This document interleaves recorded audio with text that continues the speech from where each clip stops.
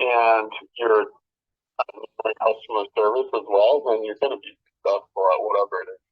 Does that make sense? Yes, it does. You said keep it simple, correct? Keep it simple. What? You mentioned to work on my brand, to keep my brand simple. Yeah. Okay. Really the best strategy because it's easy to remember, it's easy to talk about, and it's easy for people to refer, if you have a really confusing brand name, and maybe a really confusing tagline and, a crazy logo, maybe sometimes those things can be distractions and, not necessarily the most memorable, but if you keep things pretty simple and you focus on delivering a great product, service, or solution, then generally, you'll be okay. Does that make sense? Yes. You mentioned to focus on creating a great product, a great service. What are the keys, or how do you create a great product, or what can make a product of service great and stand out from the rest?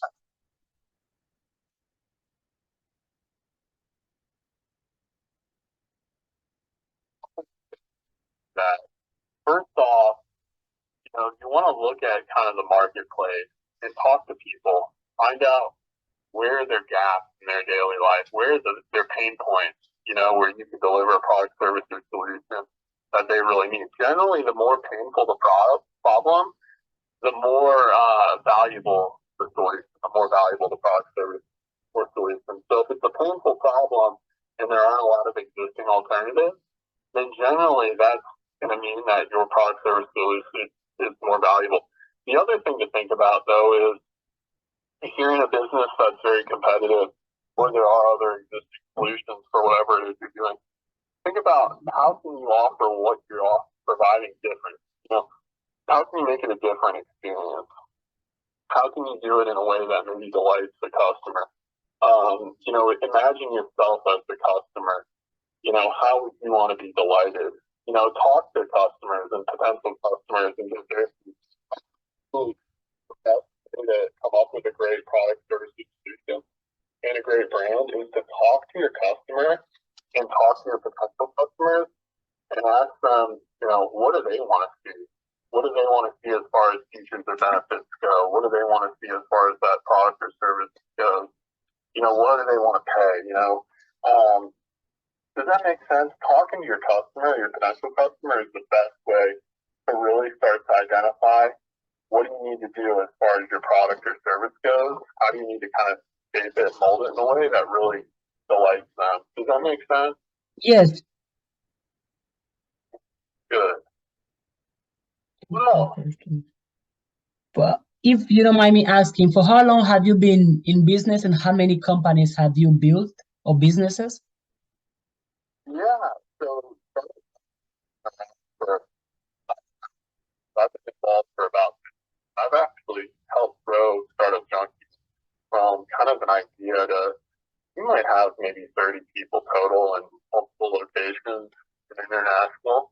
And then on top of that, I also founded a company called ScaleSource, and we provide remote workers in Mexico and South America and in the Philippines to U.S. companies full time typically. And that's been a pretty successful company. I've got a team that runs it, and I'm not as involved in day-to-day operations anymore, but it's off and kind of growing, and that's called ScaleSource. And then on top of that, I'm an investor in probably 30 plus different companies through several funds. One is called Cadron Capital. You can check it out if you're curious. You could go to cadroncapital.com or just Google Cadron Capital and you probably find it. I'm one of the founders of that and a general partner, and my expertise has really come in the form of investing. And the reason why is starting and growing a company is very hard. It's very, very hard. It takes a lot of time, a lot of effort, and a lot of work. But investing doesn't require as much time. It doesn't require as much work. It just requires the ability to kind of identify those type of opportunities. And so I've actually shifted most of my time towards investing versus starting growing. And then on top of that, I still advise, like this call here. I still talk to a lot of entrepreneurs. We've seen so much over the last 10 years, Christina, that we're able to kind of save people time and money, getting them to where they want to be just through advice and conversations like this. Does that make sense? Yes. And I'm very grateful that this opportunity is presented because as me, there's a lot of people that are trying to be entrepreneurs, but we don't have practical guidance, practical advices, and practical information. So having access to this type of call is extremely helpful to me. So thank you again. Good. No, I on that. Have you talked with the ASDS, the Arkansas Small Business Tech Development Center? No. Okay, they're another free resource in Arkansas, just like us. And you can call them and ask them questions. They have events as well, and you want to get plugged in with them too, in addition to with us. And again, that's called the ASD, the Arkansas Small Business Tech Development Center. When I send you that email that has the running lean book in it, 1 million cups, and some other stuff that'll be helpful, I'll also send you a link to connect with them because they're another free resource. And since you're wanting to get connected and talk to people, I think they would also be helpful for you as well. Does that sound good? Yes, sir. Thank you. Good. Good deal. What else? What other questions? Yeah. I would want to know how you have been in business for more than 10 years. What will you tell to those that their family and their friends don't support them or be like, no, don't start a business, you're crazy, you won't make it, start reaching your goals, stop reaching your success? What will you tell to those people that struggle because their family and their friends don't believe in them? You know, that's really a common thing, actually, believe it or not. And it's funny when you're starting out, a lot of times, in addition to maybe your family and friends not being supportive, you'll also hear a lot of no's from people in the community or in business. You know, you'll meet with a lot of people that aren't very helpful. You know, the one thing that I can tell you is don't ever take it personally. You have to be very persistent and always kind of try to listen to your customer, whoever your potential customer is. If you listen to your potential customer, and you do your very best job to solve whatever problem it is that they have, and you're very persistent in what you're doing, it doesn't matter what, you know, your friends or family think negatively of what you're doing. You're going to end up being successful. Does that make sense? Yes. Persistence, though, above all. We have a lot of people that will call us and they think the secret is in the process of building a company. You know, you have to have all this business acumen, but in reality, it's not. So really, the secret sauce is the hard work, the persistence, the thinking about what you're doing all the time in the shower and then going and acting on it. A lot of people that we work with, the number one reason why a lot of times it doesn't work out for them is they just don't put in the time. They don't put in the effort required. You know, it comes down to it's really, really hard to start and grow a business. So if you do that and you're always listening to your customer and your potential customer, there's no way you're not going to be successful at what you're doing. Does that make sense? Yes. They on the internet they say a lot that is money is about like your mindset. Your mindset is important. What are some mentality shifts you had or some mindsets or belief that you have that have helped you acquire the success you have today?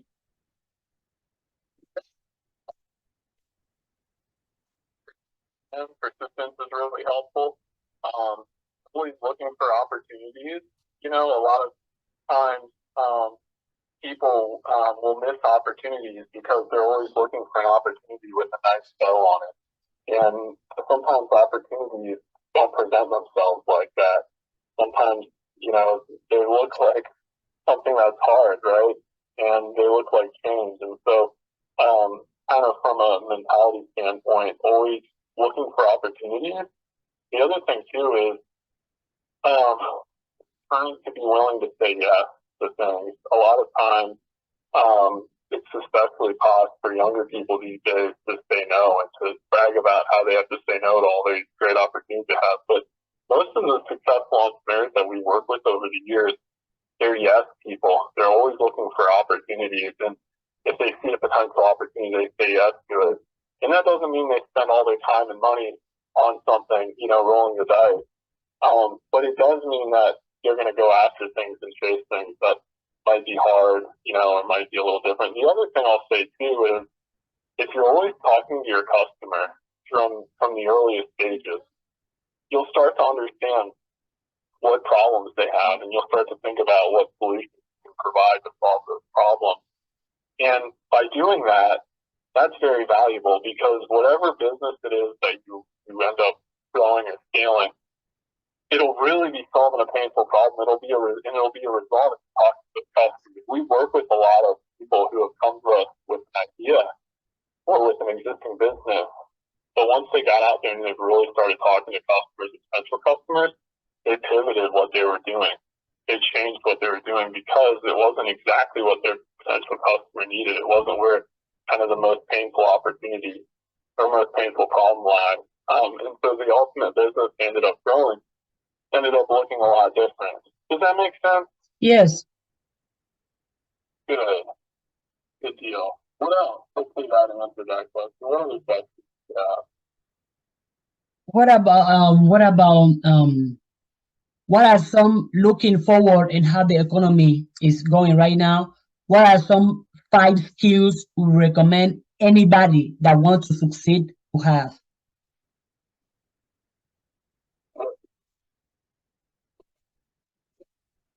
Yeah, my bad. Looking forward and how the economy is going right now, looking to 2023, moving forward, what are the 5 skills you will recommend anybody to have in order to succeed?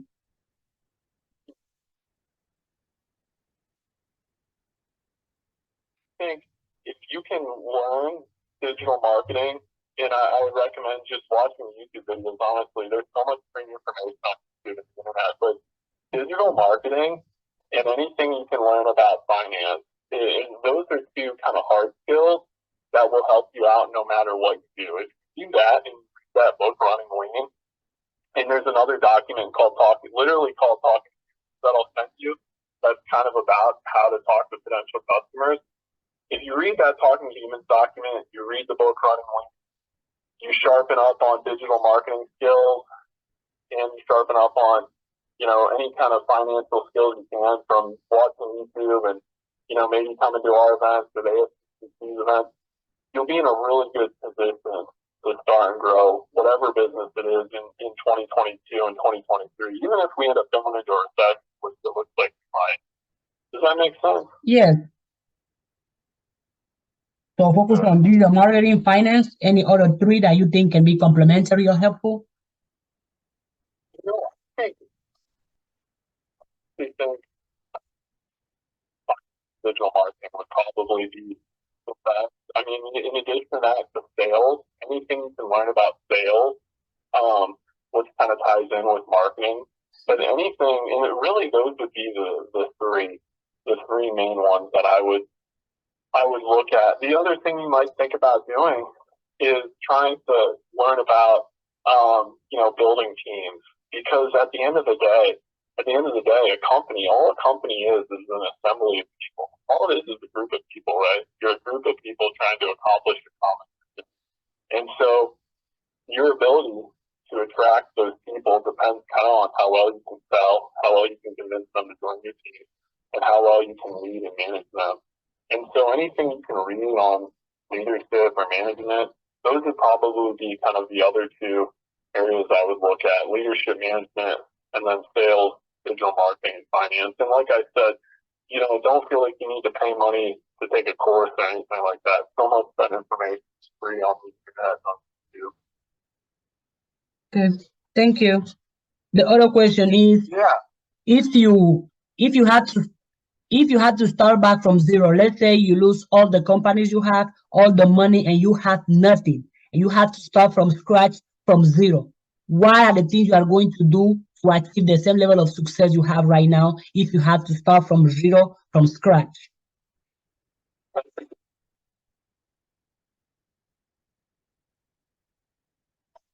You know, consider taking a job in sales that has some kind of commission structure because I like to work really hard and I also like to try to work smart. So the harder you work and the smarter you work, generally the better off you'll be in sales. And so I would try to find a sales job, maybe software sales, because software sales tends to be pretty lucrative. But I would try to find some kind of sales job, and I would start to save. I would try to cover the expenses that I had and my family had, but then I would start to save, and I would do everything I could to save maybe 100 grand, and I would try to do it in say 3 years or less, maybe 2 years, and then once I got to that amount of savings, then I would really start to think about what business do I want to start? Well, what business do I want to buy? Because at that point, you can leverage that money with a bank loan and potentially go buy something that's already in existence. But that's what I would do. The path to being a successful entrepreneur a lot of times doesn't mean just going out immediately starting what you want to do. Sometimes maybe it means getting a job, having a job, saving up money, so you're in a good position to go start whatever it is you want to start or buy whatever it is you want to do. Does that make sense? Yes. Good deal. You said that you will save, but how can you give details on that processing of saving 100 grand? How will you do it? Which type of strategies will you take? But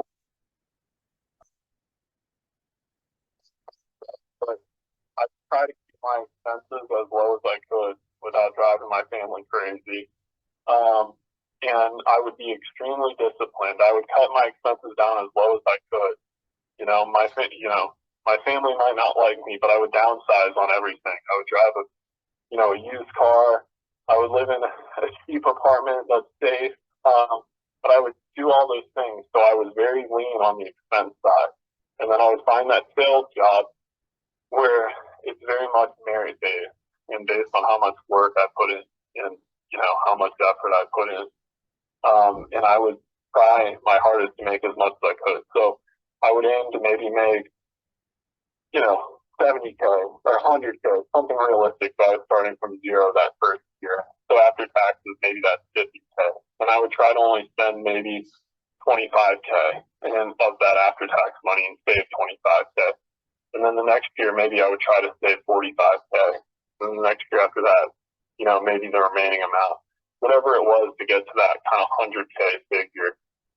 And in doing that, I would always be looking for business opportunities as well in my spare time when I wasn't dealing with my family. Because you never know, there might be an opportunity that comes up before you hit that savings goal. Does that make sense? Yes.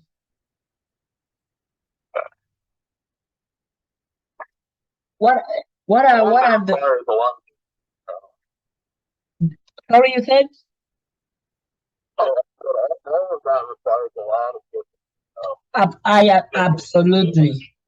I agree on that because in my opinion, I feel like a lot of people focus on motivation and inspiration, but the key is discipline because motivation won't take you far. But if you have discipline to keep going, no matter if you fail, no matter if you are in pain, no matter if people don't support you, if you have the discipline to keep going, you're definitely gonna make it.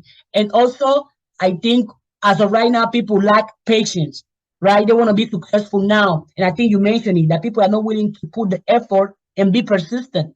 Like they have a plan for 1 month, for 1 year. Why don't you have a plan for 10 years, for 5 years? Because the amount of things somebody can accomplish by focusing on one thing for 5 years is incredible. But most people want to have the million now, want to be successful now, want to get the house, the car, everything now, now, now, instead of just waiting and trusting the process, being persistent, being consistent, and being disciplined into building something that you believe into.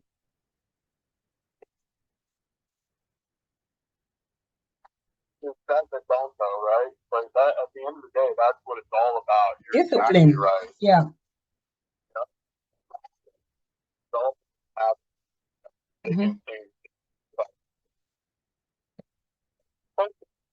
That's some really good questions. Thank you. What are Can you share some of your biggest mistakes or failures and how did you overcome them?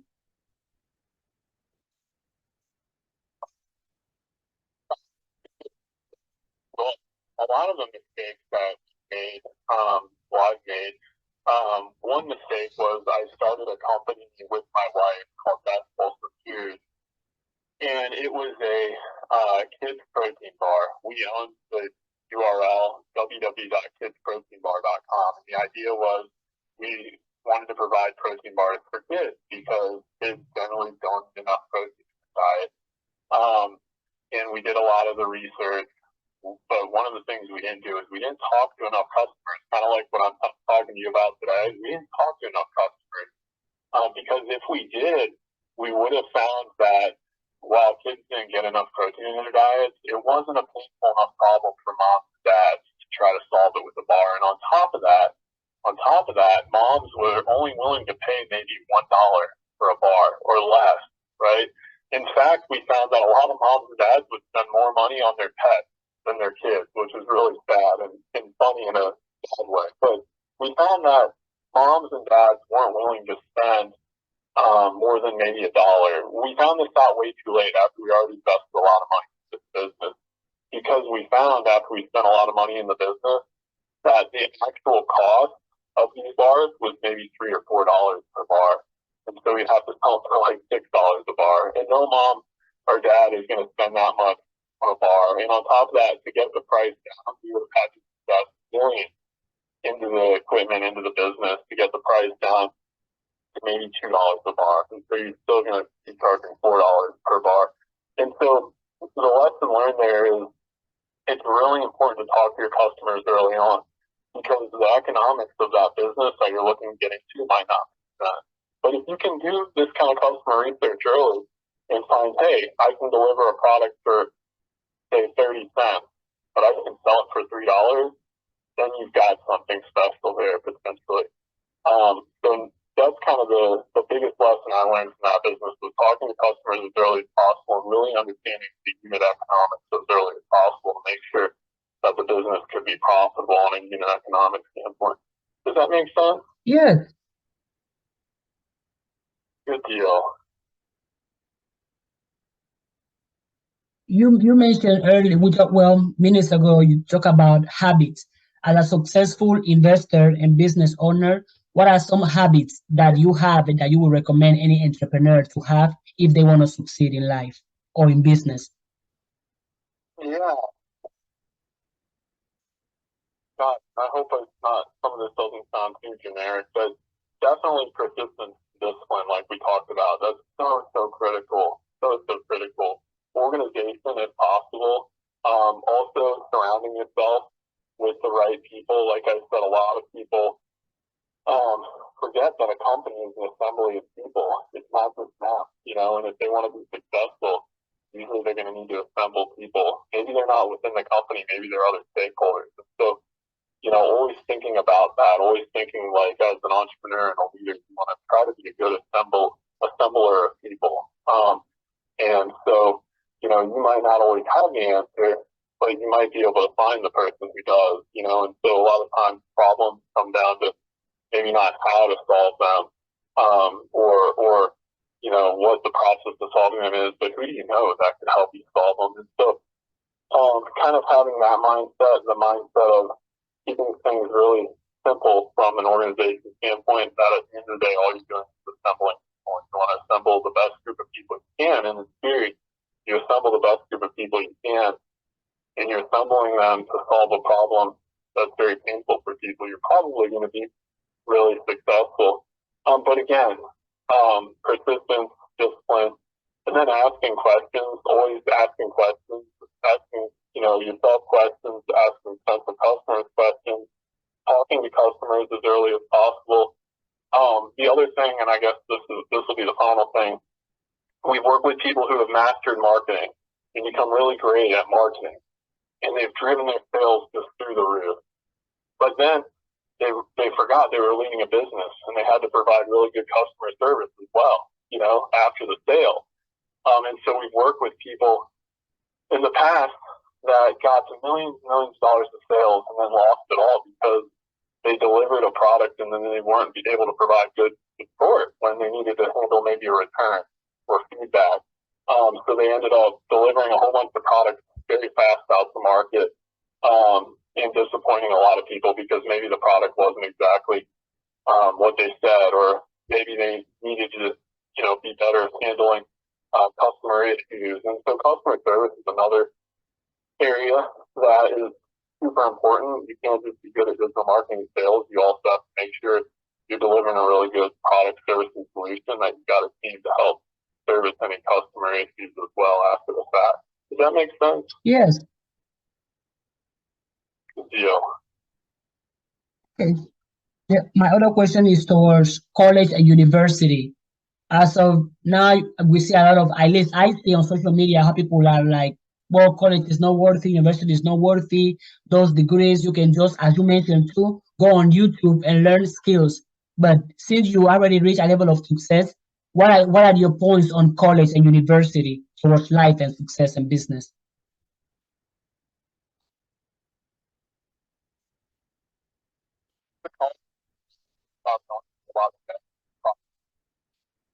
Definitely not required.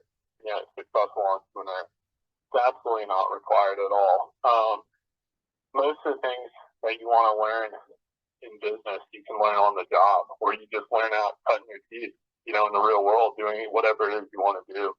And so college and university is usually not required to be a successful entrepreneur. It can be helpful. You can definitely learn some things that can be helpful, especially if, you're going to get a business degree, you're going in a field that's related to whatever it is you want to do business wise. But it's definitely not required. So, if you can go, or you're talking to somebody who's thinking about going, if they can go and do it without going into a lot of debt, maybe it's because of scholarships or grants, by all means, it's worth it. But if they have to go into a lot of debt, and it's going to be a huge burden, and they have entrepreneurial dreams, then we usually don't recommend it, because they can be much happier and have a lot less debt if they just get out there in the real world, maybe get a job, save money, and start trying to hack out whatever they're trying to do in the entrepreneurship world. Does that make sense? Yes. Good. Did you had mentors? Over the years, I have usually, um, they're not. It's not always maybe the people you would think, like from a mentoring group, or somebody that designates themselves as a mentor. Maybe it's somebody that I know that's an expert in digital marketing or in finance, and I pick their brain on certain things. A lot of the times, what I like to do is I like to read books, like biographies about really successful people, and you'll learn so much from reading those, that you can apply a lot of those lessons to your own life or whatever it is you're doing. But yeah, mentors can be helpful. Just in general, surrounding yourself with good people, and trying to reach out to people when, let's just say you have a gap in some knowledge area, trying your best to track somebody down who's an expert in that area, and having a conversation with them, having coffee or lunch with them, to pick their brain.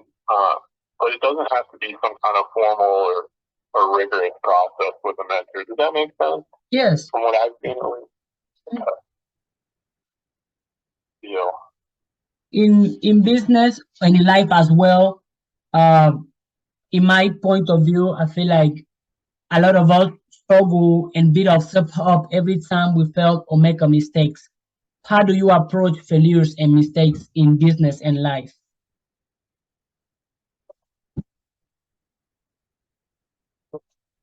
Yeah, or how do you overcome it, or how do you solve it, or how do you see it as a business person?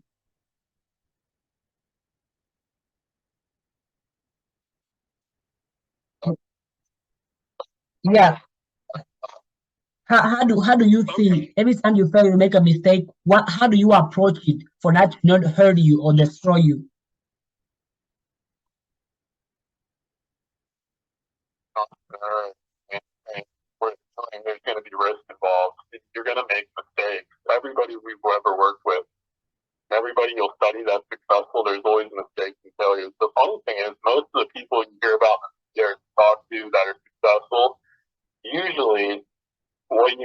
for being successful for is it wasn't their first thing. Usually they had a few things before that. A lot of times maybe they failed a few times before whatever it is that they're doing that everybody knows them for became successful. So I think, again, it comes back to kind of a mindset of persistence and trying to learn from mistakes, not making the same mistake twice, but also being comfortable with risk and taking risk. A lot of people we work with, they're not always comfortable with taking risks, and sometimes that can be a really limiting factor in their success. So you have to be comfortable taking risks and then making sure it's a very calculated risk and a thoughtful risk, and you've done your best to kind of hedge the risk, whatever it is. But yeah, that's part of being an entrepreneur, Christina, for sure. And I'm sure you've probably seen it. There's just the nature of it is risk and failure. It's going to happen.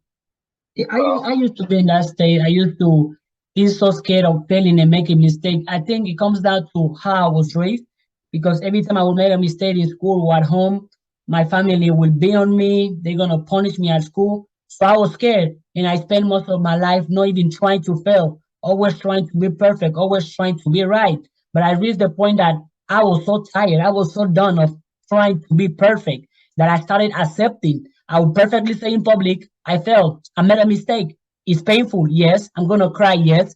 But what can I do? Learn from it and move on. And then I look at how people from my generation, they struggle for a lot to even say, I was wrong. To even say, I don't know. Even say, it's my mistake. It's so hard for them because they are scared of the consequences that the mistake might bring. However, I have shifted my mindset and started seeing my mistakes, my failures as feedback. That if I fell into something, I ask myself, what is this trying to teach me? How can I learn from this? How can I make myself better from this? But I don't hide it. I don't have my mistakes. I don't have my failures, because I believe those things build character and are part of the success. I don't think I'm gonna earn success without failing.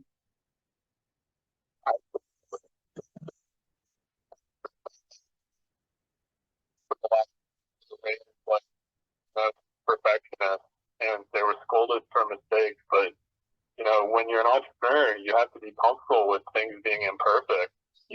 As hard as you try, there's going to be a lot of imperfection and a lot of things that are uncomfortable, and you kind of have to be comfortable being uncomfortable and okay with making mistakes. So especially, if you're trying your hardest, those things will still happen, and it's just reality. So, but you've got the right mindset there for sure. Thank you. But since you have been working with a lot of entrepreneurs, what are some like 5 top mistakes you see upcoming entrepreneurs or new entrepreneurs making? You know, um, depends kind of what stage they're at, and so maybe the first mistake I've seen is maybe a lack of. Honestly, I'll be completely candid with you. So a lack of work ethic. Sometimes people think it's just going to be easy, and it's going to be like getting a job, or it's going to be like their corporate job, or their government or academic job. And in reality, it's not. It's really hard being an entrepreneur. So work ethic is kind of a big issue. Organization's another big issue. A lot of people might not, be organized. They might not be tracking their finances, as well as they should be, and they might end up losing a lot of money. And that's kind of been an issue we've seen. Hiring the wrong people. Like, remember what I said about what you're doing? Just kind of an assembly of people. That's all a company is. A lot of people don't think about it that simply, and so they'll hire a lot of people that don't have good integrity, or are going to take advantage of them, or aren't going to be as hardworking as they are. And so hiring can be a major issue. Whoever you're surrounding yourself with, taking on investors that they shouldn't take on, that end up being bad people. Maybe they didn't do their due diligence on them. Taking on too much debt or way too high interest debt. If they do take on debt, that's not always a bad thing. Debt can actually be very good. But if you take on really high interest debt from some of these alternative lenders and you take too much on, that can end up being a disaster as well. And then not knowing your margins, like kind of in the business that I described, not knowing your unit economics really well is another area where people have an issue not doing well with customer service.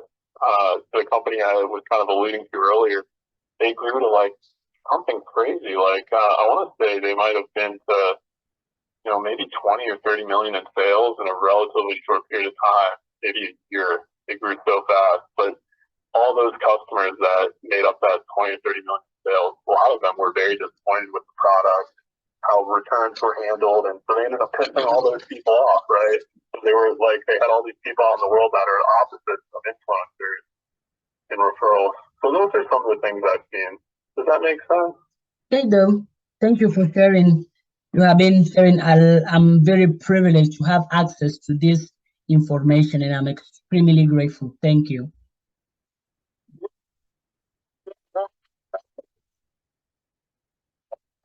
Talked about that other group is that reached out to.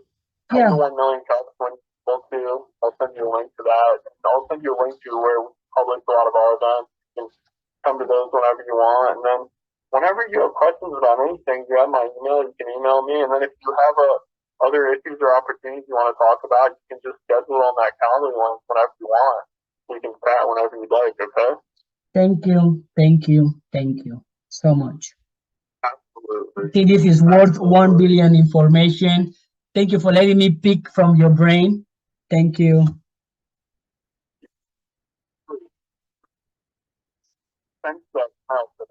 We'll have that from you shortly, and then just keep me posted, okay? Any final advice for future entrepreneurs? For me that I'm just starting, any advice, any last words to get me going or looking forward for the future?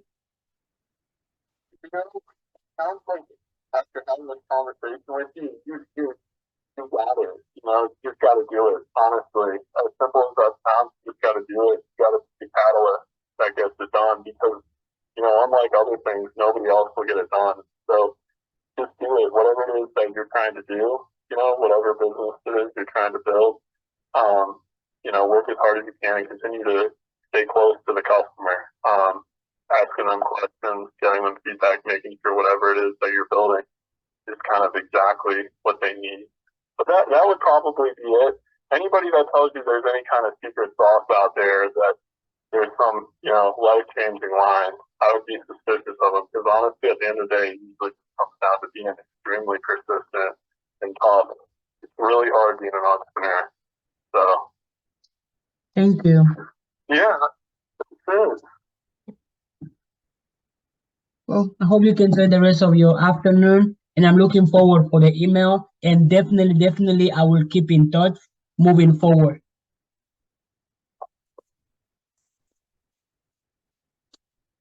Okay, thank you.